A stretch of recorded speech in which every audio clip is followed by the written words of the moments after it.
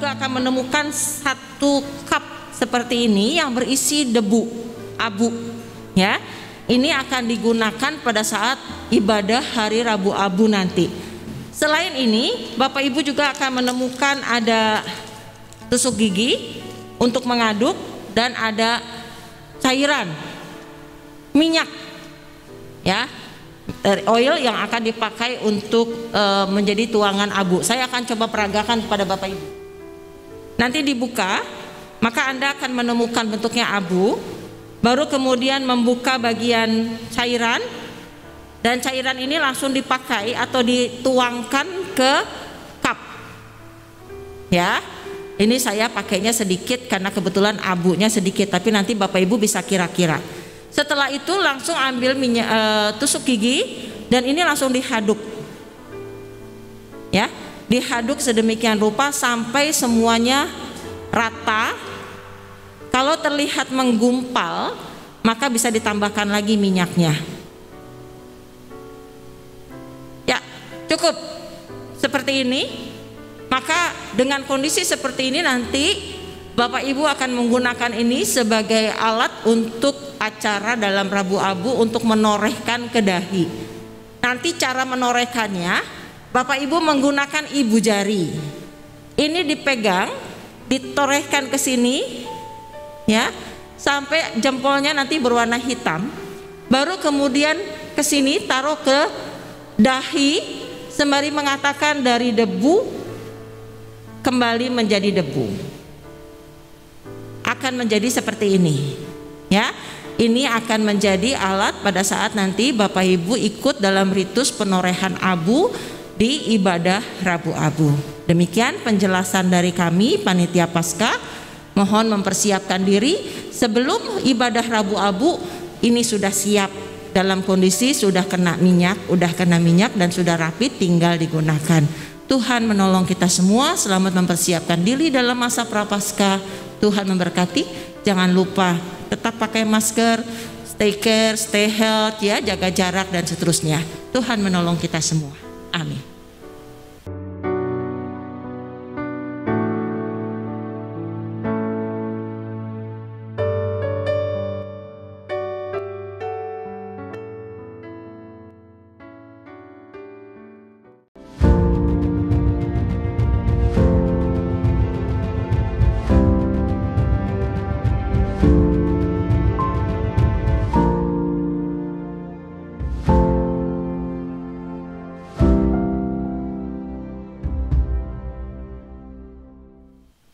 Selamat malam Bapak Ibu yang terkasih dimanapun berada. Mari kita persiapkan hati kita untuk beribadah pada malam hari ini.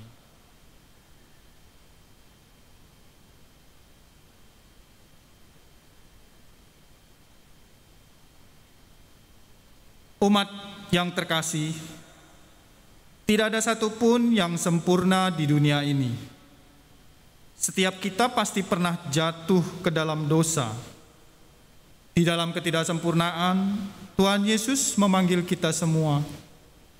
Marilah kepadaku yang letih lesu dan berbeban berat. Aku akan memberikan kelegaan kepadamu.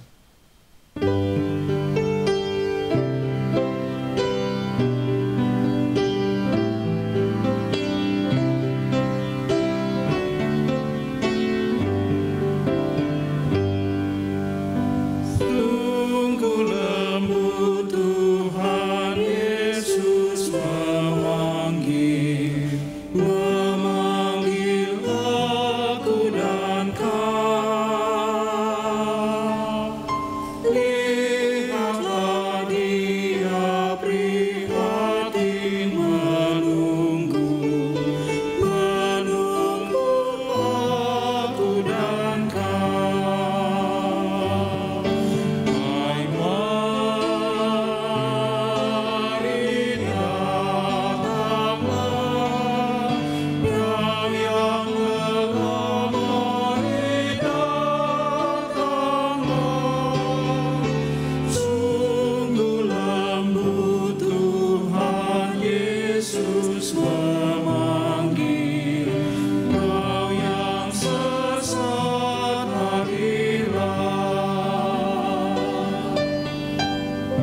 perempuan saja menaikkan lagu ini.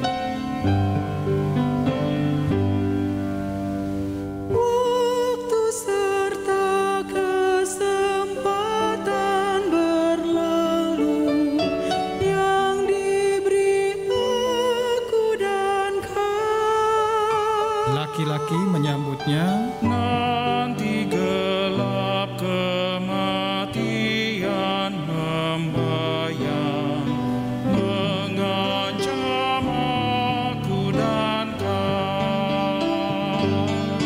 Hai mari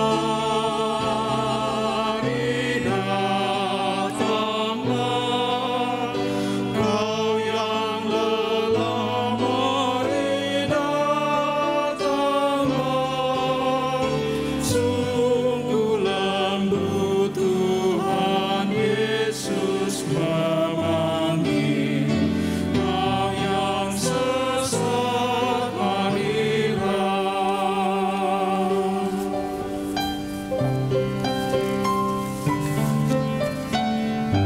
kita naikkan lagu ini sekali lagi, laki-laki saja.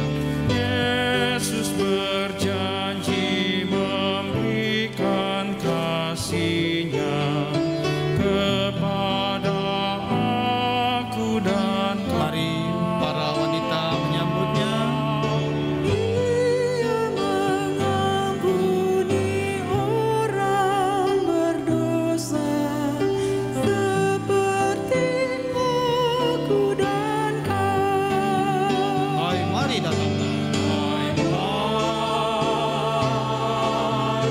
datanglah, kau yang lelah mari datanglah. Sungguh lembut Tuhan Yesus memanggil, kau yang sesat marilah.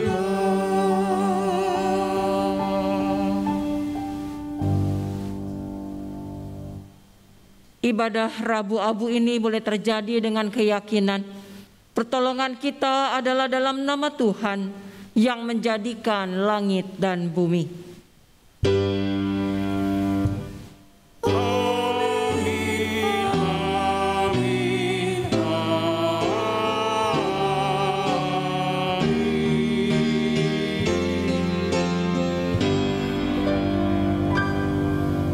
Tuhan beserta saudara.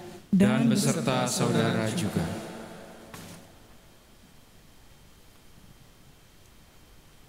Umat yang terkasih, Tuhan menciptakan kita dari debu, benda yang sangat rapuh. Begitulah sejatinya kita di hadapan Tuhan. Kita rapuh terhadap dosa, kita rapuh terhadap sakit penyakit, kita rapuh terhadap kematian. Sudah sepatutnya kita yang rapuh ini merendahkan diri di hadapan Tuhan, memohon kepadanya untuk merengkuh kita dalam embara kehidupan. Jangan keraskan hatimu, dengarkanlah panggilannya, rasakan kasihnya yang merangkul saudara dan saya, menghibur jiwa yang keluh dan resah. Ku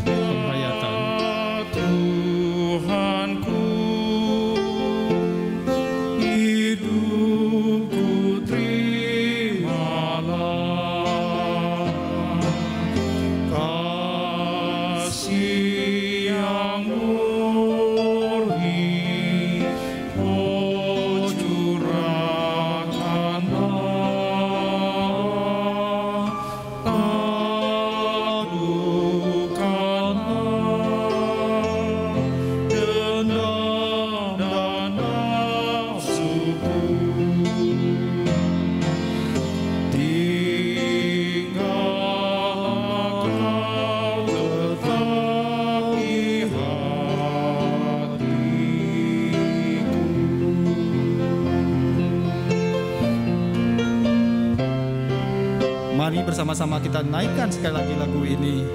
Oh Roh Kudus, bangkitkan jiwaku. Mari berkarya dalam hidupku. Firman-Mu lah tumbuhan yang teguh, dan ku dambakan rahmat-Mu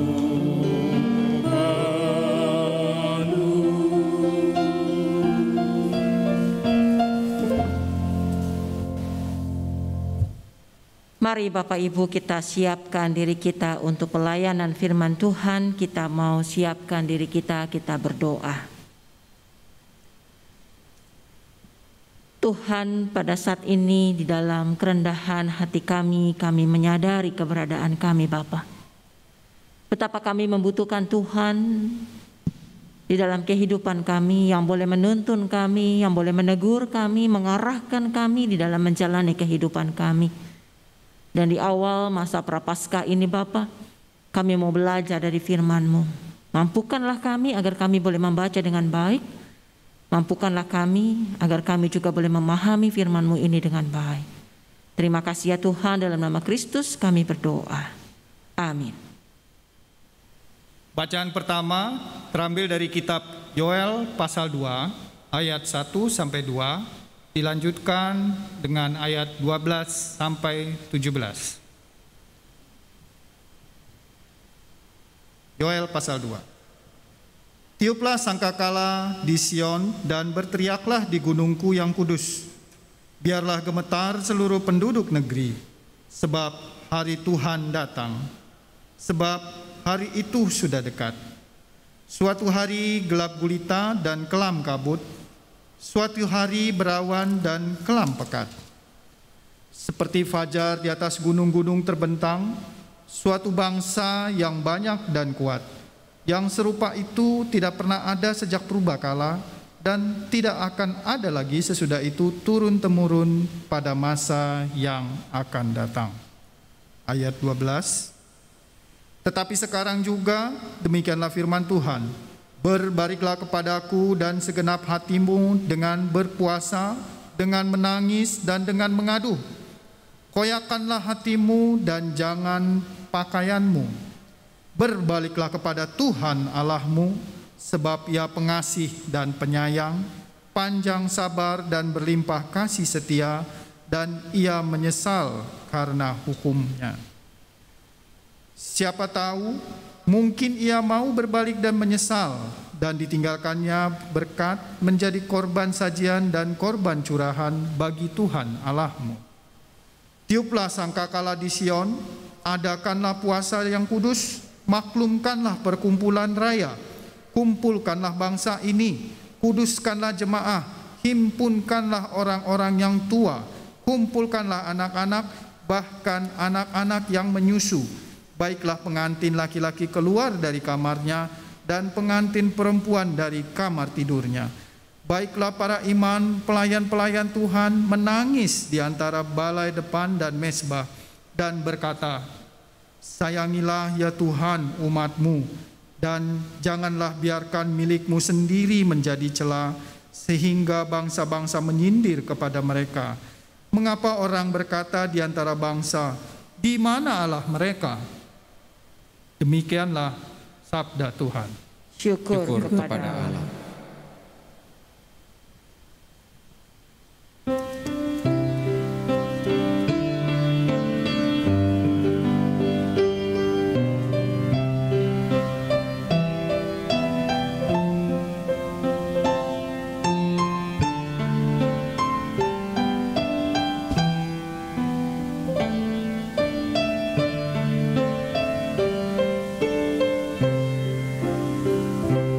Kasih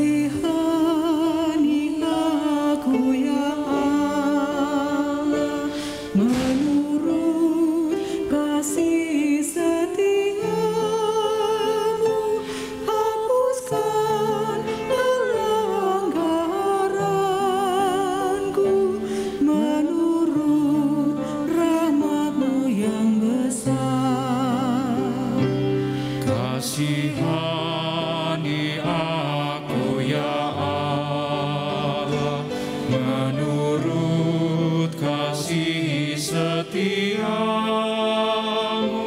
hapuskan pelanggaranku, menurut rahmat-Mu yang besar.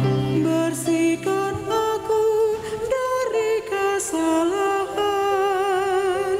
dan tahirkanlah aku dari dosaku, sebab ku sadar akan pelanggaranku, selalu bergumul dengan dosa-dosaku.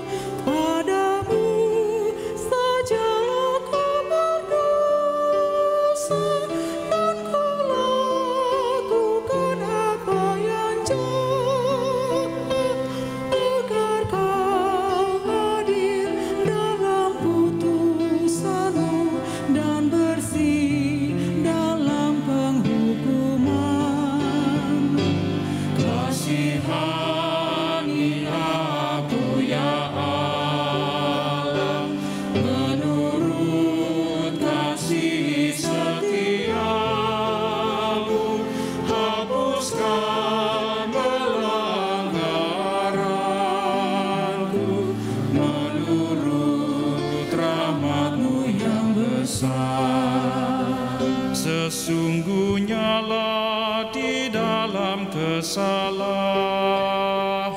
di dalam dosa aku diperanakan. Engkau berkenan kebenaran di batin, Engkau mengajar hikmat kepada aku. Bersihkanlah aku dengan hisap, maka aku tahir dari dosa. Basuhlah aku, maka aku pulih, lebih putih daripada salju. Kasihani aku ya Allah, menurut kasih setiamu, hapuskan pelanggaranku, menurut rahmat-Mu yang besar. Biarlah aku mendengar kegirangan, biarlah tulang remuk bersorak lagi. Jangan memandang terhadap dosaku dan hapuskanlah segala kesalahanku.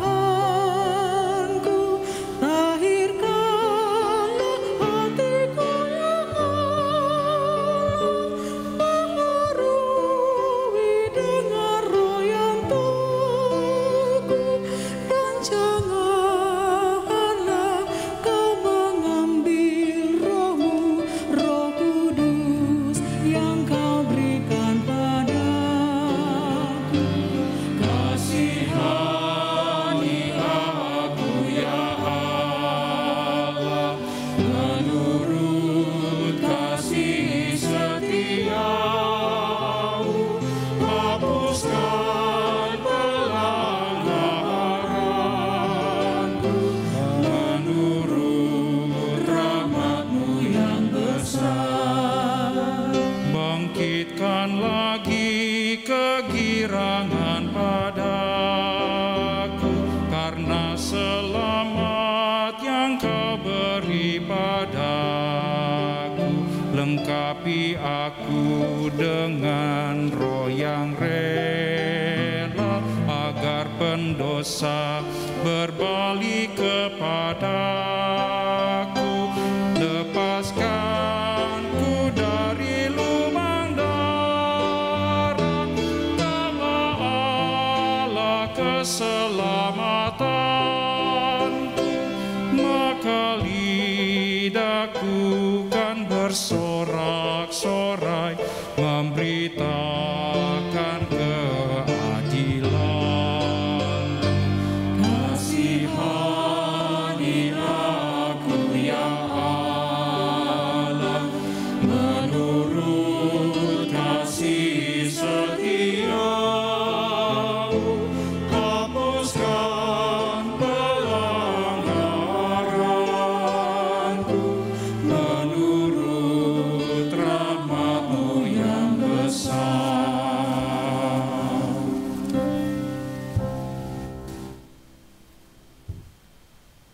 Bacaan kedua diambil dari surat 2 Korintus pasalnya yang kelima ayat 20 sampai pasalnya yang ke-6 ayat 10. 2 Korintus 5 ayat 20. Jadi kami ini adalah utusan-utusan Kristus, seakan-akan Allah menasihati kamu dengan perantaraan kami.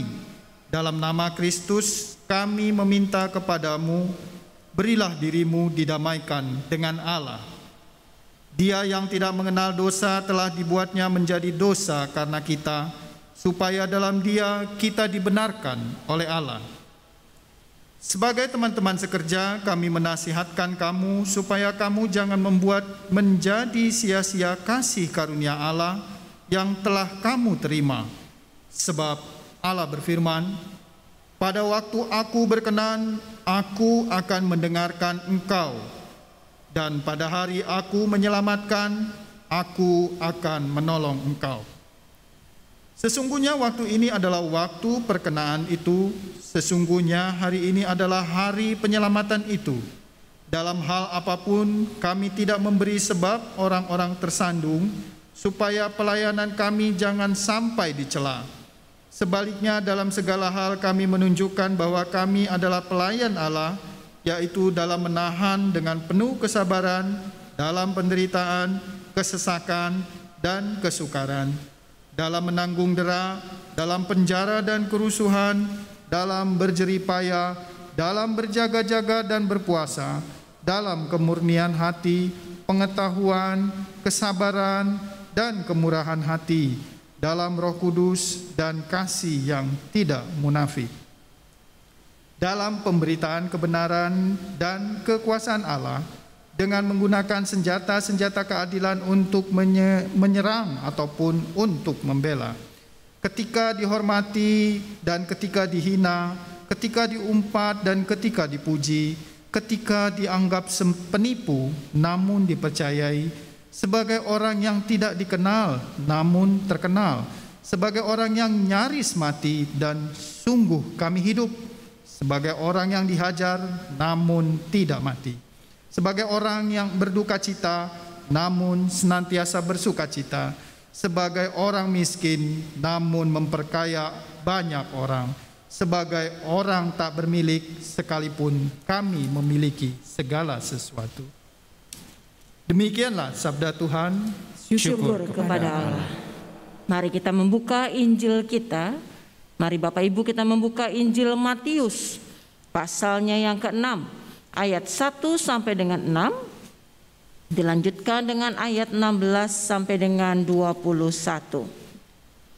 Injil Matius pasalnya yang ke-6 ayat 1 sampai dengan 6, dilanjutkan dengan ayat 16 sampai dengan 21. Inilah Injil Tuhan kita Yesus Kristus. Ingatlah, jangan kamu melakukan kewajiban agamu di hadapan orang supaya dilihat mereka. Karena jika demikian kamu tidak beroleh upah dari Bapamu yang di sorga. Jadi apabila engkau memberi sedekah, janganlah engkau mencanangkan hal itu seperti yang dilakukan orang munafik di rumah-rumah ibadat dan di lorong-lorong, supaya mereka dipuji orang. Aku berkata kepadamu, sesungguhnya mereka sudah mendapat upahnya. Tetapi jika engkau memberi sedekah, janganlah diketahui tangan kirimu apa yang diperbuat tangan kananmu. Hendaklah sedekahmu itu diberikan dengan tersembunyi, maka Bapamu yang melihat yang tersembunyi akan membalasnya kepadamu. Dan apabila kamu berdoa, Janganlah berdoa seperti orang munafik. Mereka suka mengucapkan doanya dengan berdiri dalam rumah-rumah ibadat dan pada tikungan-tikungan jalan raya, supaya mereka dilihat orang. Aku berkata kepadamu, sesungguhnya mereka sudah mendapat upahnya. Tetapi jika engkau berdoa, masuklah ke dalam kamarmu, tutuplah pintu, dan berdoalah kepada Bapamu yang ada di tempat tersembunyi. Maka Bapamu yang melihat yang tersembunyi akan membalasnya kepadamu. Ayat 16. Dan apabila kamu berpuasa, janganlah muram mukamu seperti orang munafik. Mereka mengubah air mukanya supaya orang melihat bahwa mereka sedang berpuasa. Aku berkata kepadamu, sesungguhnya mereka sudah mendapat upahnya. Tetapi apabila engkau berpuasa, minyakilah kepalamu dan cucilah mukamu, supaya jangan dilihat oleh orang bahwa engkau sedang berpuasa, melainkan hanya oleh Bapamu yang ada di tempat tersembunyi. Maka Bapamu yang melihat yang tersembunyi akan membalasnya kepadamu. Janganlah kamu mengumpulkan harta di bumi. Di bumi ngengat dan karat merusakkannya, dan pencuri membongkar serta mencurinya. Tetapi kumpulkanlah bagimu harta di sorga. Di sorga ngengat dan karat tidak merusakkannya, dan pencuri tidak membongkar serta mencurinya. Karena di mana hartamu berada, di situ juga hatimu berada. Demikianlah Injil Yesus Kristus. Berbahagialah mereka yang mendengarkan firman Allah dan yang memeliharanya. Hosana. Hosana, Hosana, Hosana.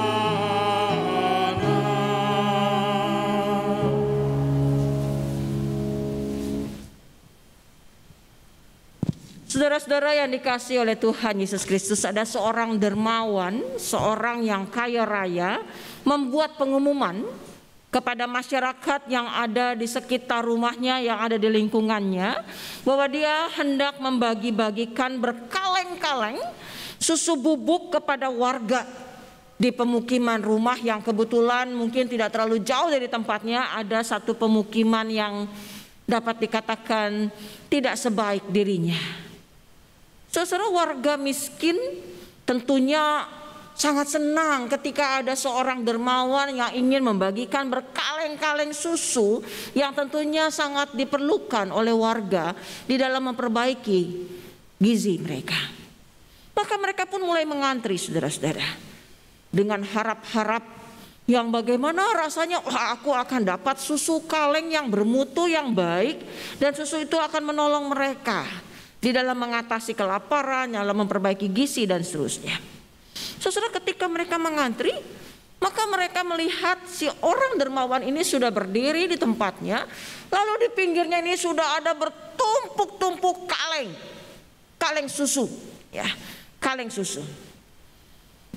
Mereka lihat, waduh, udah ada orangnya, udah ada kaleng susunya, berarti sebentar lagi akan mendapatkan jatahnya atau pembagian susu itu. Saudara, mereka ngantri 10 menit, setengah jam, lalu akhirnya menjadi 1 jam dari waktu yang sudah ditentukan akan ada pembagian. Tapi sang dermawan atau orang yang kaya ini tidak membagi-bagikan susunya.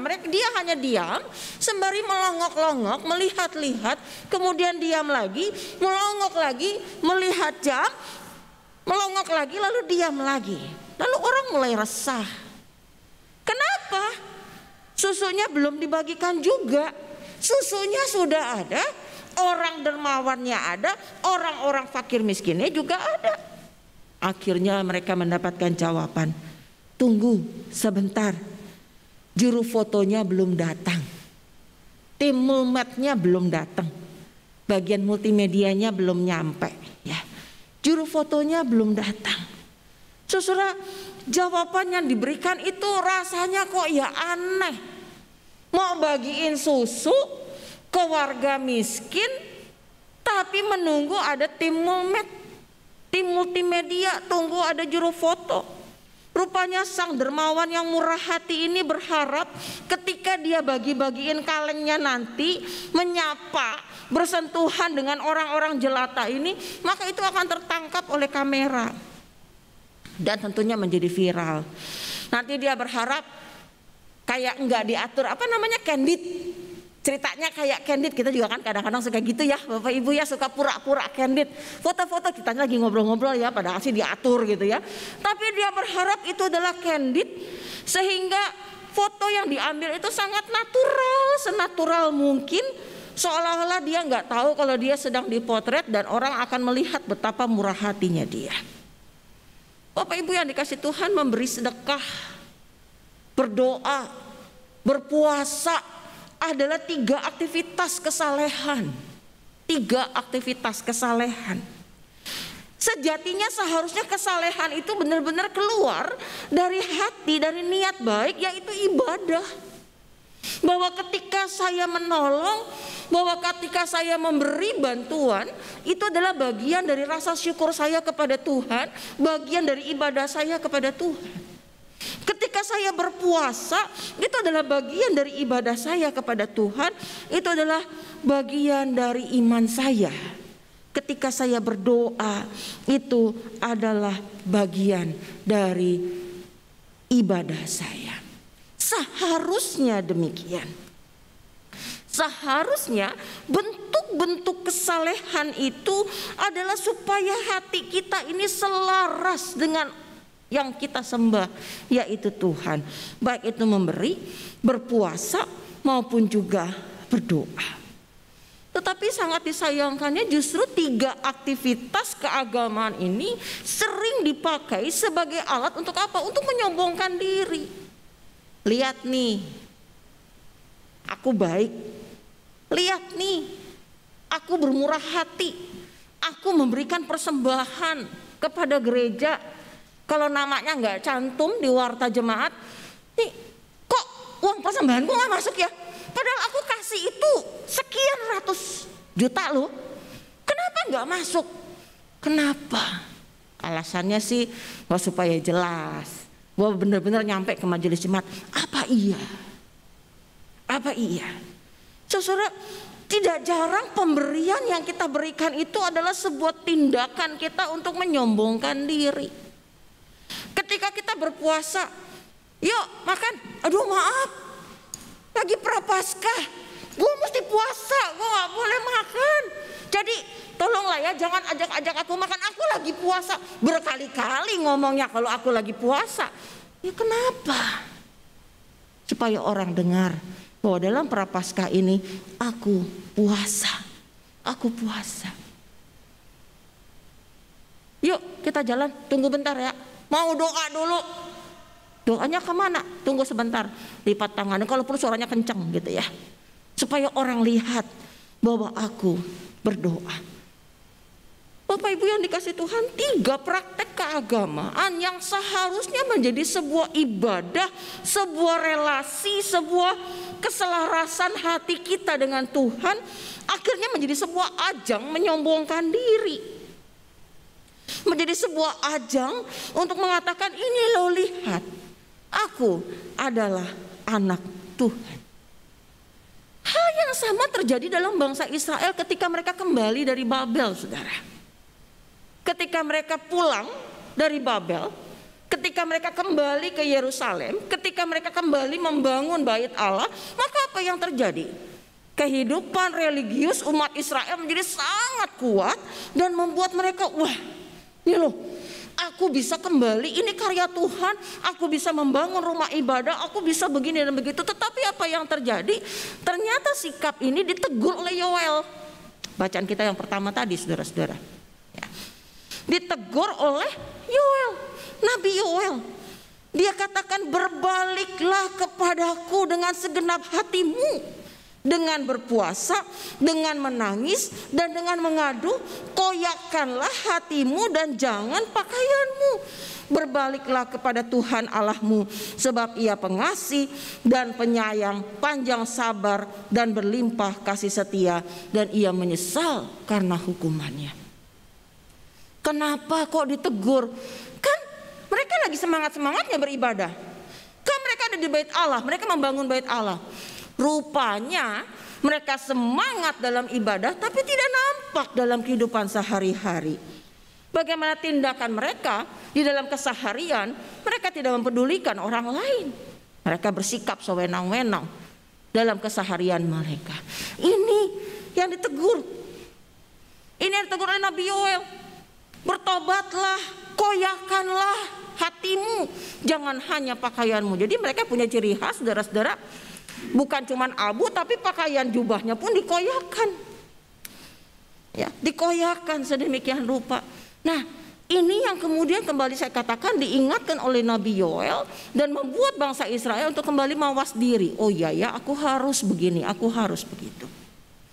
Sedihnya 400 tahun kemudian zaman Yesus persoalan yang sama terulang lagi.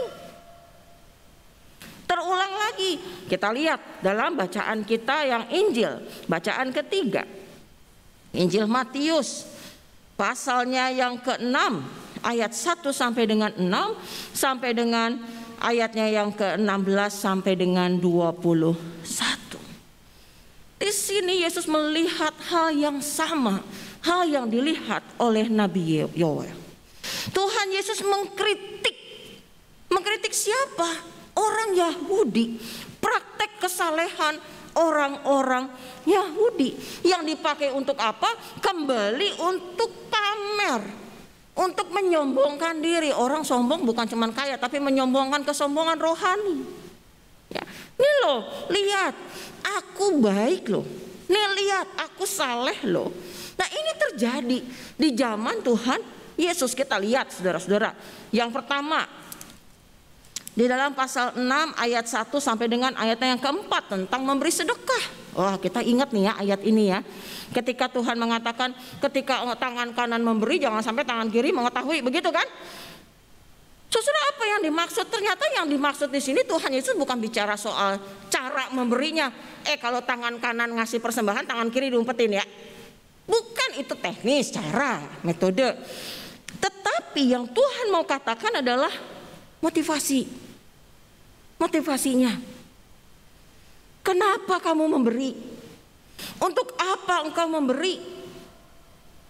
Ketika engkau memberikan persembahan, nggak perlu tangan kiri mengetahui, artinya nggak perlu orang lain tahu bahwa kamu sudah memberi, bahwa kamu memberikan persembahan. Ketika kita memberikan persembahan, saudara, persembahan itu diberikan untuk siapa? Untuk Tuhan. Walaupun kita memberikannya kepada gereja, tapi kita paham ini adalah rumah Tuhan dan uang persembahan yang diberikan itu akan dikelola sedemikian rupa, akan dipakai sedemikian rupa untuk apa? Untuk kerajaan Allah, untuk aktivitas pelayanan. Tetapi apa yang terjadi, seringkali kita merasa, gue udah ngasih loh, berarti aku punya hak untuk mengatur, aku punya hak untuk menegur, aku punya hak untuk melakukan ini dan itu. Kita lupa bahwa uang yang kita berikan, walaupun kita mengatakan ini adalah uang persembahanku, tapi sebenarnya uang itu adalah milik Tuhan. Bahwa sebenarnya uang yang kita miliki dalam keseharian kita itu adalah pemberian Tuhan. Dan semata-mata kembali itu semua adalah punya Tuhan. Jadi ketika kita memberi, gak perlulah kita ingat-ingat berapa yang saya beri, kepada siapa saya memberi. Ya. Persembahan. Yang kedua, di dalam ayat yang kelima dan ayat yang keenam, bahwa ketika engkau berdoa, tutup pintu, kunci kamar, dan berdoa. Maksudnya apa? Balik lagi, nggak usah pamer. Wah, kalau gitu nanti kalau kita lagi makan di restoran jangan doa lah ya. Nggak boleh juga ya makan di restoran ya, lagi pandemik ya, lagi stay at home. Ya pokoknya kalau pas lagi makan di luar, bukan itu maksudnya. Bukan. Tetapi ketika kita berdoa, lalu orang lain supaya lihat nih loh, lihat nih, aku pandai ya berdoa. Ada yang berdoa dipakai untuk apa, saudara-saudara? Dipakai untuk menegur orang lain. Tuhan terima kasih pada hari ini karena kami boleh bersama-sama berkumpul dengan tepat waktu. Tidak seperti Yohanes yang terlambat setengah jam. Tuhan, itu lagi doa apalagi negur. Terkadang kita salah. Doa kita jadikan sebagai alat teguran. Doa kita jadikan sebagai khotbah. nasihat, atau bahkan menuntut Tuhan. Tuhan, aku klaim firman-Mu yang berkata demikian. Loh, kok bisa?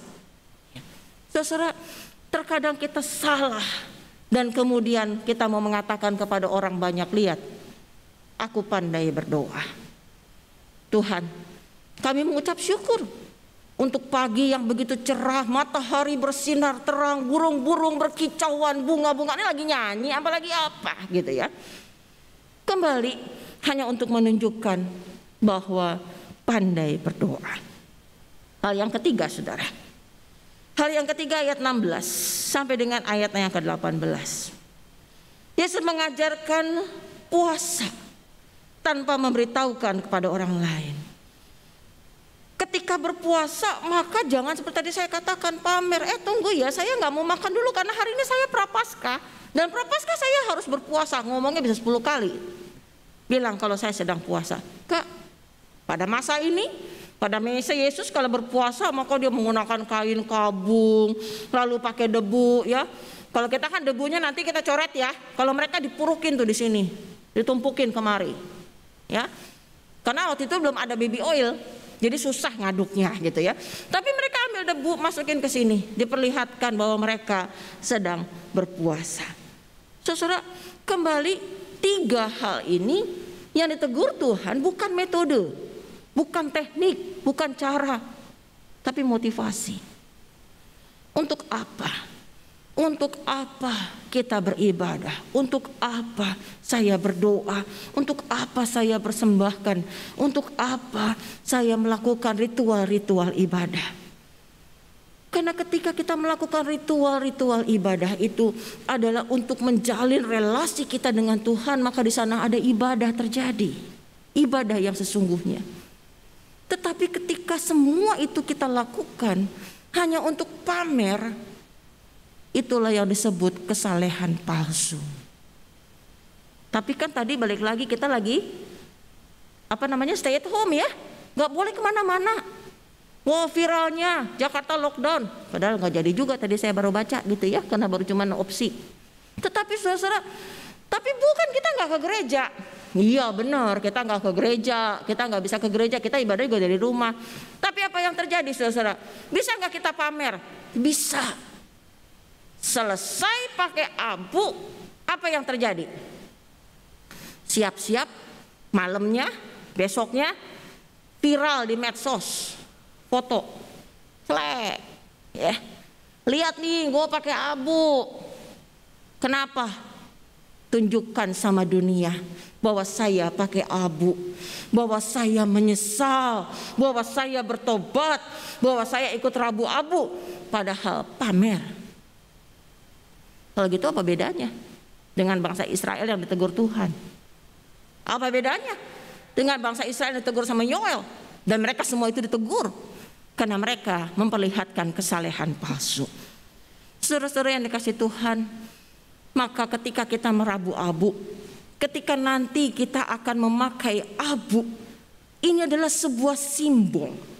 Sebuah simbol apa? Kita berasal dari debu, kita berasal dari abu, dan pada akhirnya kita akan kembali menjadi abu. Ketika kita menyadari kita akan kembali menjadi abu, udahlah jangan sombong-sombong. Ngapain sih sombong? Gak ada gunanya. Gak ada gunanya kok. Buat apa sih berasa paling penting, berasa paling kaya, berasa paling oke? Kenapa? Pada akhirnya kamu akan kembali menjadi abu, kembali menjadi abu. Rabu-abu, ketika ditorehkan abu, maka itu sebuah simbol pertobatan. Bapak Ibu coba ingat kembali apa yang sudah kita lakukan selama ini di dalam ritual-ritual ibadah kita. Ketika kita berdoa, ketika kita memberi persembahan, ketika kita berpuasa, ketika kita menorehkan abu, apakah itu semua adalah bagian dari ibadah kita kepada Tuhan? Adalah bagian dari iman kita, hati kita yang diselaraskan dengan Tuhan? Ataukah semua itu hanya sebuah simbol? Apa itu sebuah palsu, kesalehan yang palsu, hanya menjadi sebuah kesombongan. Kalau itu yang kita lakukan, bertobatlah. Kerajaan Allah sudah dekat. Tuhan menolong kita semua. Saat hening buat kita. Amin.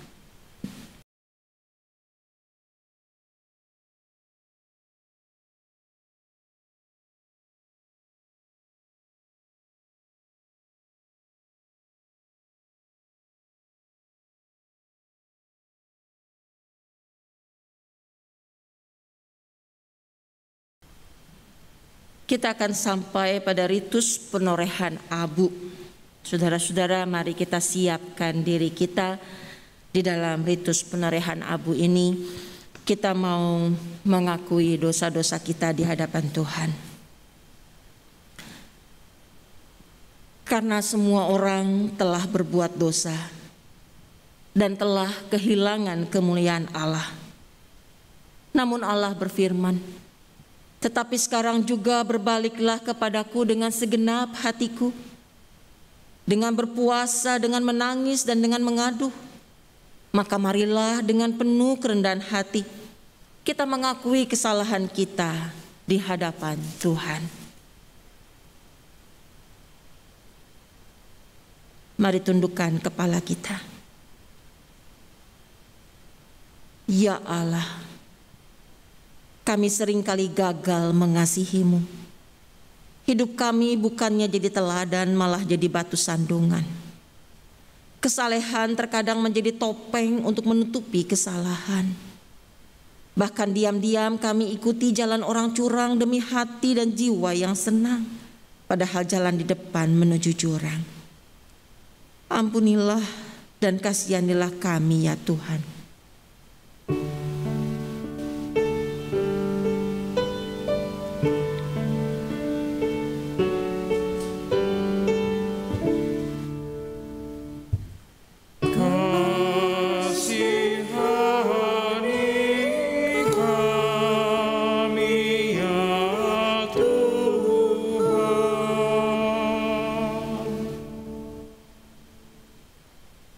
Ibadah kami di masa pandemi ini terkadang semu. Kami seolah beribadah, padahal terkadang kami sekedar menonton sebuah pertunjukan. Kami merasa bersekutu dalam ibadah yang sama, padahal kami tidak berbakti pada jam yang sama. Kami merasa menghadap Engkau dalam ibadah, namun terkadang sikap tubuh dan pakaian yang kami kenakan tidak mencerminkan rasa hormat kami kepadamu. Ampunilah dan kasihanilah kami ya Tuhan.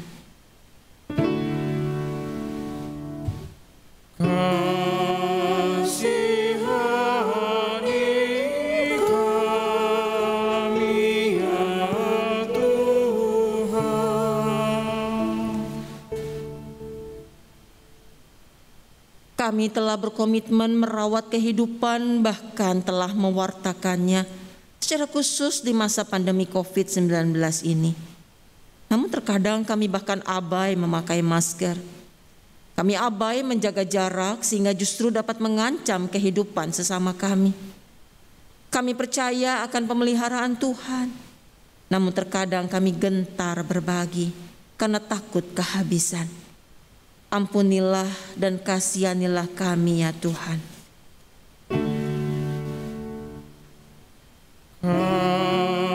Kasihani kami ya Tuhan.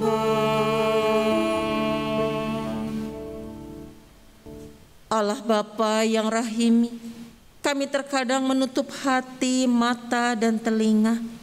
Kami lari dari Sang Cinta yang memanggil kami untuk berbalik arah, untuk bersimpuh dan berserah. Kami enggan mengakui dosa dan berusaha untuk berubah sebab kami tahu jalannya tidak mudah. Namun biarlah abu yang akan dioleskan ini mengingatkan kami akan hakikat diri, bahwa kami berasal dari debu dan akan kembali jadi debu. Hidup kami sementara dan kelangsungannya hanya bergantung pada kebaikan hati Allah. Mampukan kami ya Tuhan untuk berani dan berusaha memperbaiki diri di dalam pertobatan yang sejati. Amin.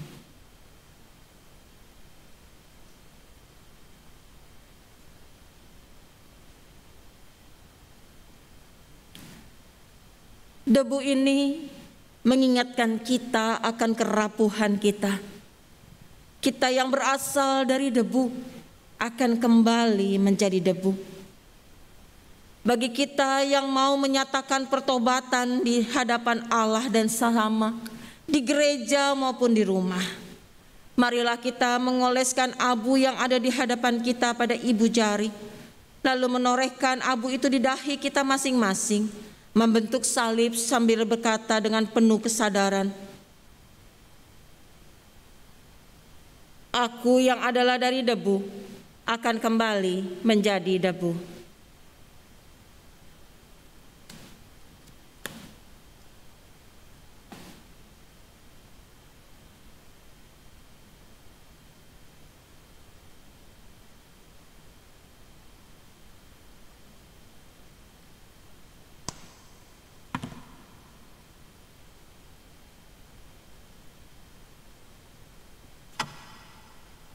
Hanya debulah aku.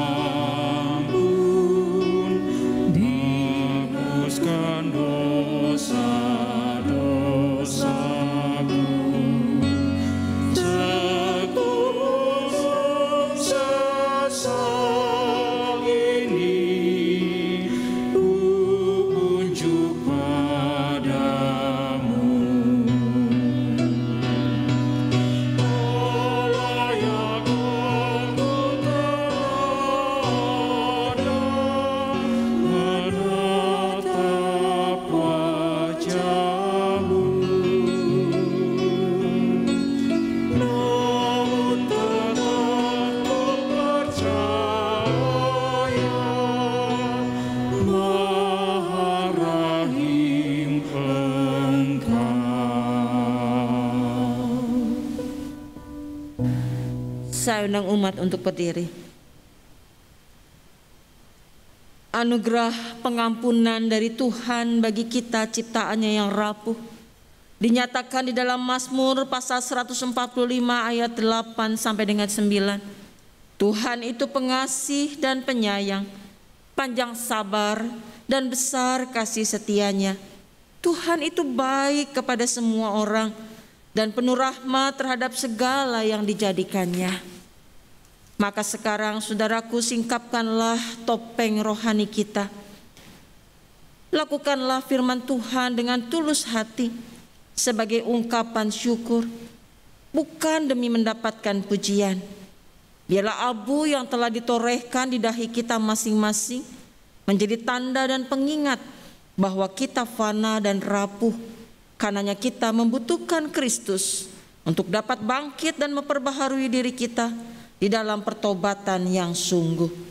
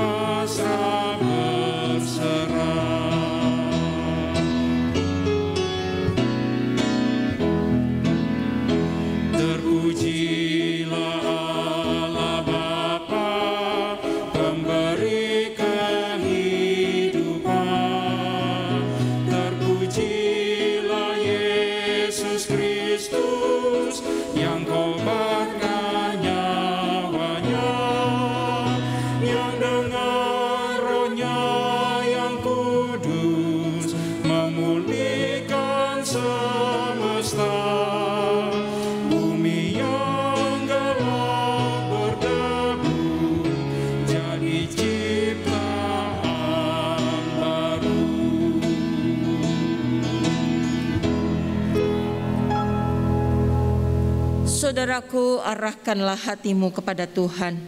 Kami mengarahkan hati kami kepada Tuhan. Jadilah saksi Kristus. Syukur kepada Allah. Terpujilah Tuhan. Kini dan selamanya. Kiranya Allah Tritunggal merengkuhmu dengan kehangatan cinta kasih-Nya dan meneguhmu di dalam menapaki kembaramu.